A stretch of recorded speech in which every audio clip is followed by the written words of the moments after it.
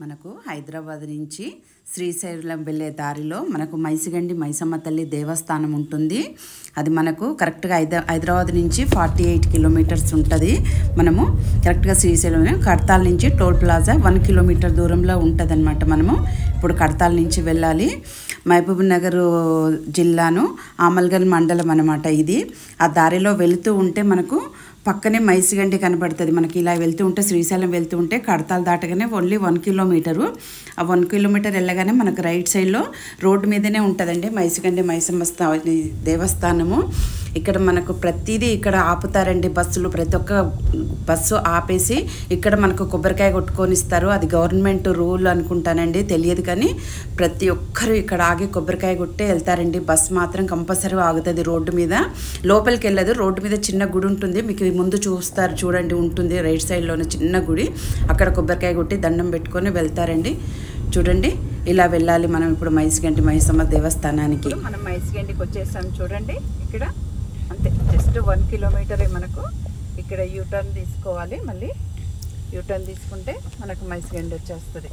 ఇక్కడ యూటర్న్ చేసుకొని మనం కొంచెం కిందికి వెళ్తే ఆ కనిపించేదే మైసిగండి మైసమ్మ తల్లి దేవస్థానం అండి. మనకు ప్రతి ఒక్కరు శ్రీశైలం వెళ్ళే వాళ్ళందరూ ఈ గుడిని దర్శించుకొని వెళ్తారండి. ఎందుకంటే రోడ్డు మీదనే ఉంటుంది కదా, అందుకని రాతి కట్టడం అండి. చూడండి, ఇదంతా ముందు ఒక గుడి వేప చెట్టు కింద ఉండేది, ఒక పుట్ట ఉండి పుట్టలో ఉండేది. ఇప్పుడు గుడినంతా బాగా పెద్దగా అభివృద్ధి చేస్తున్నారు. మొత్తము గుడి చూడండి, మొత్తం రాతి కట్టడంతో చాలా గుడి చుట్టూ తిరగడానికే ఎంత టైం పడుతుందో చూడండి. చాలా మనకు మధ్యలో ఉంటారు అమ్మవారు. మైసిగండి అంటే గ్రామ దేవత మనకు. ఇది మైసిగండి ఇక్కడ అన్నమాట. మనకు చూడండి, ఇలా వెళ్ళాలి. అక్కడ మనకు పార్కింగ్ సౌకర్యం కూడా చాలా బాగుంటుందండి. మనకి ఏ ఇబ్బంది ఉండదు. మనకి ఇక్కడ ఆదివారము మాత్రము విపరీతమైన జనాలు ఉంటారండి. బేస్తవారం కూడా చూడండి, ఇట్లా వెళ్ళాలి మనం ఇప్పుడు అమ్మవారి దగ్గరికి లైన్లోను. మనకి ఎండ కొట్టినా వర్షం వచ్చినా ఇబ్బంది లేకుండా పైనంత కప్పు ఉంటుంది. ఇప్పుడు ఇలా లోపలికి వెళ్ళిపోవాలి మనము. అక్కడ కౌంటర్ కనిపిస్తుంది చూసారా, అక్కడ కౌంటర్ దగ్గరికి వెళ్తే మనం 100 రూపీస్ టికెట్ తీసుకుంటే మనల్ని లోపలికి పంపిస్తారు. ఇక్కడ 50 రూపీస్ అయితేనేమో లైన్లో వెళ్ళాలి. ఇలా లోపలికి వెళ్ళిపోవాలన్నమాట. ఇక్కడ మనం వడిబియ్యం పోసుకోవచ్చు, అమ్మవారికి చీర పెట్టవచ్చు, అన్నీ పెట్టుకోవచ్చు అండి. ఇక్కడ ఏదైనా సరే అనుకున్న కోరికలన్నీ నెరవేరుతాయండి. ఇక్కడ మైసమ్మ తల్లి దగ్గర నేను ఇంచుమించు ఒక 35 ఇయర్స్ నుంచి చూస్తున్నానండి. ఈ గుడికి వెళ్తున్నాను. చూడండి, ఇక్కడ అమ్మవారు ఉన్నారు చిన్నగా. ముందు ఇక్కడ దీపం వెలుగుతూ ఉంటుంది, మంట మండుతూనే ఉంటుంది. ఇప్పుడు ఇది ముఖద్వారము గుడిది. లోపల మనకు మైసమ్మవారు చూడండి, లోపల మైసమ్మవారు ఉంటారు పక్కన. ఇప్పుడు మనం ఇట్లా ఇంకా ఇక్కడ నుంచి లోపలికి వెళ్ళాలి. ఇంతకుముందు అయితే ఏముండేది కాదండి, చెట్టు ఉండేది, చెట్టు కిందనే ఉండేది. ఇక్కడ నిమ్మకాయ దండలు అమ్మవారికి ఇష్టము, ఎక్కువ నిమ్మకాయ దండలు అమ్ముతారు. గుడి కార్యక్రమాలు జరుగుతున్నాయి కాబట్టి అభివృద్ధి కార్యక్రమాలు, అందుకే ఇట్లా కార్పెట్ వేశారు. భక్తులకు మాత్రం ఇబ్బందే కలగకుండా చూస్తున్నారండి అందరూ. ఇలా మనం 100 రూపీస్ టికెట్ తీసుకుంటే మనం సైడ్ నుంచి లోపలికి వెళ్ళాలి.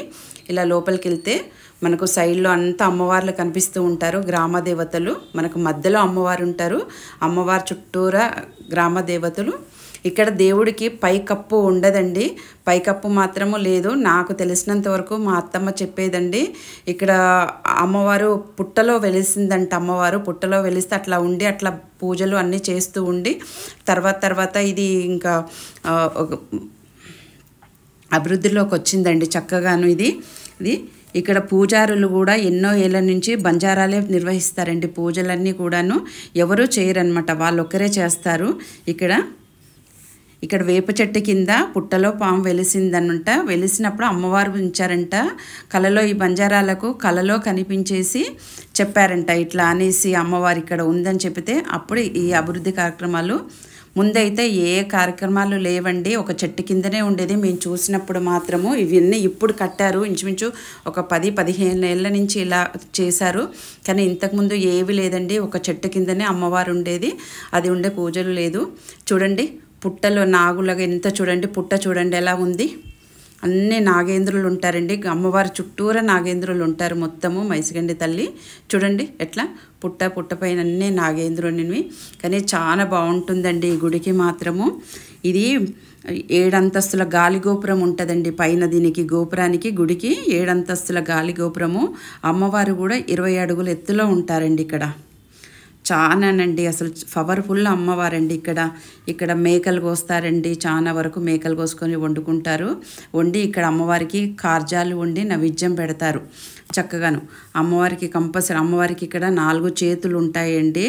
అమ్మవారి చేతుల్లో 4 ఆయుధాలు కూడా ఉంటాయి. అమ్మవారు పూర్తిగా నీలి వర్ణంలో ఉంటారు, నాలుక బయటకు ఉంటాయండి చక్కగాను. చూడండి, ఇప్పుడు ముందు మీరు చూస్తారు కదా అమ్మవారు ఎలా ఉంటారు, మొత్తం నీలి వర్ణంలో ఉంటారు. అమ్మవారి నాలుక ఎర్రగా ఉంటుందండి. చూడండి, ఇక్కడ 74 గజస్తంభాలు ఉంటాయండి.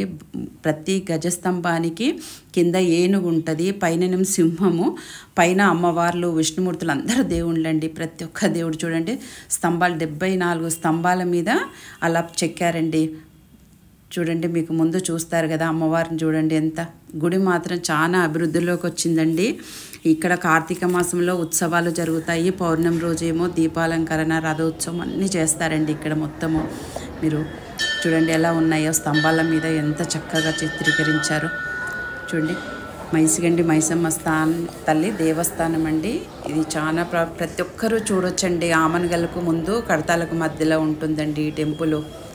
ఇక్కడ మేకలు కోసేసి వండుకొని తినిపోతారు. ఇక్కడ అన్ని రూమ్ల సౌకర్యం కూడా ఉందండి. చూడండి, అమ్మవారు మైసిగండి మైసమ్మ తల్లికి జై. చూడండి అమ్మవారు అక్కడ మధ్యలో ఉన్న చూసారా. అమ్మవారి పైన కప్పు ఉండదండి, రాగి చెట్టు వేప చెట్టు ఉంది. ఆ వేప చెట్టు లోపల ఉంటున్నారు దేవుడు. పైన కప్పు మాత్రం లేదు. ఏదో పూర్వం ఇక్కడ పై కప్పు వేయడానికి ప్రయత్నించారంట. నాకు తెలిసి 35 years బ్యాక్ స్టోరీ ఇది. నేను అప్పుడు మా అత్తమ్మ చెప్పేది నాకు. అట్లా కప్పేసి గుడిలాగా కడదామని చేశారంట. కానీ ఆ తోమే వాళ్ళకు ఏదో అయిపోయిందంట. అందుకప్పటి నుంచి ఆ గుడిని అలానే వదిలేశారు. తర్వాత మళ్ళీ ఇప్పుడు పైన కప్పు లేదు, మొత్తం లేకుండాను మొత్తం చుట్టూరా కట్టారు. కానీ పైన మాత్రం అమ్మవారి పైన మొత్తం ఓపెనే ఉంటుందండి. రాగి చెట్టు ఉంటుంది, వేప చెట్టు ఉంటుంది. పైన మళ్ళీ మనకు కప్పు ఉండదన్నమాట. చూడండి చానండి. ఇక్కడ మనకు కూడా అన్ని సౌకర్యాలు ఉంటాయండి. చూడండి, పుట్ట ఉంది ఇక్కడ ముడుపులు కూడా కడతారండి. గాజులను కొబ్బరికాయలు ముడుపులు కడతాడు. ఇక్కడ పుట్ట ఉండి ఇక్కడే కొబ్బరికాయలు కొట్టాలి అందరూ. చూడండి, పుట్టలో నుంచి అమ్మవారు ఎంత చక్కగా ఉన్నారో. ఇక్కడ దర్శించుకొని మళ్ళీ మనము అక్కడికి అమ్మవారి దగ్గరికి వెళ్తాము, మైసమ్మ తల్లికి వెళ్తాము. మైసిగండి మైసమ్మ తల్లి పైన ఉందండి. కింద మళ్ళీ లోపల చిన్నగా ఉంటుందండి, ఒక విగ్రహం ఉంటుంది. అది లోపలికి వెళ్ళిన వాళ్ళకే కనిపిస్తుంది, దూరం నుంచి చూస్తే కనిపిస్తుంది. కానీ బాగా మనం పరీక్షగా చూడాలి. వెళ్ళిన వాళ్ళు ఎప్పుడైనా గమనించండి, పైన ఉన్నదే కాదు కింద కూడా ఉంటుందండి. ఇక్కడ అమ్మవారికి నిమ్మకాయల దండ చాలా ఇష్టమైన దండ అండి. ప్రతి ఒక్కరూ ఇక్కడ నిమ్మకాయల దండ తీసుకెళ్తారు. అవి మళ్ళీ మనకే ఇచ్చేస్తారు చక్కగాను. చూడండి ఎంత చక్కగా ఉందో గుడి. బాగా అభివృద్ధి కూడా చాలా బాగా జరుగుతుందండి. బయట ఇంకా చాలా పెద్దగా కడుతున్నారంతాను. ఇది ఇంకా ఈ లోపల వరకు అయిపోయింది, బయట మాత్రం అలానే ఉందండి. ఇక్కడ మేకలు మేకపోతులు అన్నీ బలిస్తారండి. బలిచ్చేసి కోసి అమ్మవారికి వండి నైవేద్యం పెడతారు. బయట పక్కన వండుకొని తింటారు. ఆదివారం రోజునైతే కొన్ని వేల మంది వస్తారండి. అసలు ఖాళీ ఉండదు, మొత్తము కొన్ని వేల మంది వచ్చేసి ఇక్కడే వండుకొని తింటారు. కొందరు కోసుకొని కూడా ఇంటికి తీసుకెళ్తారు. చూడండి, గుడి అమ్మవారు పూర్తి నీల ఆకారంలో ఉంటారు. చూడండి ఎట్లాను, మొత్తం నీలి కలర్లో నాలుక బయటకు ఉంటుంది. ఆ నాలుక కూడా ఎర్రగా ఉంటుందండి చక్కగాను. చూస్తూ ఉంటే మనకు చూడాలనిపిస్తుంది గుడిని మాత్రము. ఇక్కడ వడిబియ్యం కూడా చాలా మంది ఇక్కడ పోసుకుంటారండి. చీర పెట్టేసి వడిబియ్యం పోస్తారనమాట.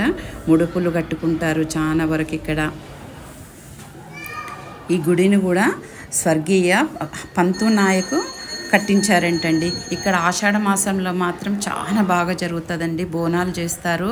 బోనాలు చేసేసి ఇక్కడ ఆషాఢ మాసం ఫుల్ అండి, ఎంత జనాలు ఉంటారండి. రూములు కూడా దొరకవు.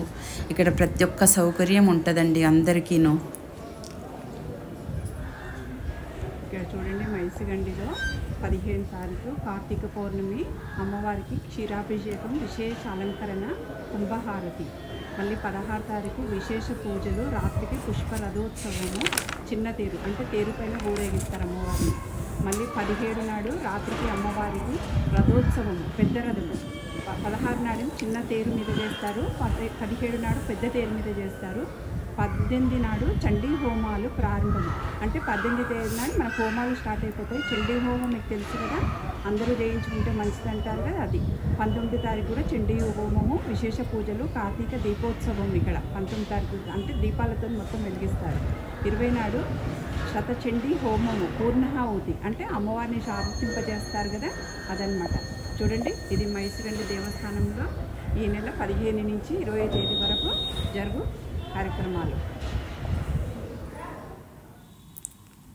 చూడండి, ఇక్కడ బయట కాకుండా లోపలికి వచ్చినా కానీ మన కొబ్బరికాయలు అమ్ముతారండి. ఇక్కడేనో పక్కన దేవుడి ద్వారం ముందే పక్కన కూడా ఉంటుంది. చూడండి, గాలి గోపురము చూడండి, 7 అంతస్తుల గాలి గోపురం అండి అది. చక్కగా మైసిగండి మైసమ్మ తల్లి ఇక్కడ ఏ కోరికలు కోరినా కానీ అన్ని అమ్మవారు చక్కగా నెరవేరుస్తారు. లేట్ అయినా సరే కానండి ప్రతి ఒక్క కోరిక నెరవేరుతుందండి మనకు. చూడండి, ఇక్కడ అంత జరుగుతుందండి, అభివృద్ధి కార్యక్రమం జరుగుతూ ఉంది. ఇంకా కడుతూ ఉన్నారు, ఇంకా కంప్లీట్ కాలేదు. ఇక్కడ ఈరోజు గుళ్ళన్నీ మూసేస్తారండి. ఓన్లీ సండే రోజే మొత్తం తెరుస్తారు. సండే రోజు అయితే మీకు కాలు పెట్టే సందు కూడా ఉండదు. కొన్ని వేల మంది వస్తారండి ఇక్కడికి. వచ్చేసి ఇక్కడే వండుకొని తిని చేసి చక్కగా ఎంజాయ్ చేసి పోతారండి. చూడండి, మైసమ్మ తల్లి దేవస్థానం బయట నుంచి చూస్తే ఎట్లా ఉందో మనకు చక్కగాను, ఎంత పెద్దగా ఉందో చూడండి. అయిపోయింది.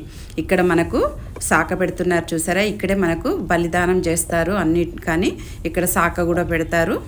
చూడండి, ఇక్కడ ఏ మొక్కులు మొక్కుకున్నా ఇక్కడికి వచ్చేసి అందరూ మొక్కులు తీర్చుకుంటారండి. ఇది మైసిగండి శ్రీశైలం వెళ్ళే దారిలోనే ఉందండి, కడతాలకు ఆమనగల్లుకు మధ్యలో. ఎవరైనా చూడని వాళ్ళు ఉంటే చూసి దర్శించుకోండి. ఇక చూడండి, ఇక్కడ అన్ని ఏసీ రూములు, ప్రతి ఒక్క రూమ్ ఉంటుందండి. మనకి ఏ రూమ్ సౌకర్యం కావాలంటే ఆ రూమ్ సౌకర్యం ఉంటుంది. మనకు మైసిగండి వెనకాల శివాలయం కూడా ఉంటుందండి, చాలా బాగుంటుందండి. ఇది కొంచెం వీడియో పెడుతున్నాను, నెక్స్ట్ వీడియోలో చూడండి మీరు. శివాలయం అండి, ఇది కార్తీక మాసానికి మాత్రం చాలా బాగుంటుందండి. ఇది వనభోజనాలకు. ఇది కొంచెం మైసిగండి నుంచి ఒక 1/2 కిలోమీటర్ దూరం లోపలికి ఉంటుంది, అంతేనండి. ఈ గుడికి ఒక చరిత్ర ఉందంటండి. అక్కన్న మాదనలు మంత్రులుగా ఉన్నప్పుడు ఈ గుడిలో ఉన్నారంటండి. దీనికి అంత చరిత్ర ఉందంట. దీనికంతను మనం నెక్స్ట్ వీడియోలో చూద్దామండి. ఎవరైనా కార్తీక మాసంలో వెళ్ళాలనుకుంటే ఈ గుడికి వెళ్ళండి, చక్కగా ఉందండి. ఇక్కడ కూడా అన్ని సౌకర్యాలు ఉన్నాయి మనకు. ఇక్కడ శివాలయం కదా, అన్నీ ఉన్నారండి. అన్నపూర్ణాదేవి, సరస్వతి, గణపతి, రామాలయము అన్నీ ఉన్నాయండి. అందరూ దర్శించుకోండి చక్కగాను. చూడండి, విఘ్నేశ్వరుడు, అన్ని గుళ్ళు ఉన్నాయండి ఇందులో. కార్తీక మాసంలో చాలా బెస్ట్ ప్లేస్ అండి. లోకాం సమస్తాం సుఖినో భవంతు.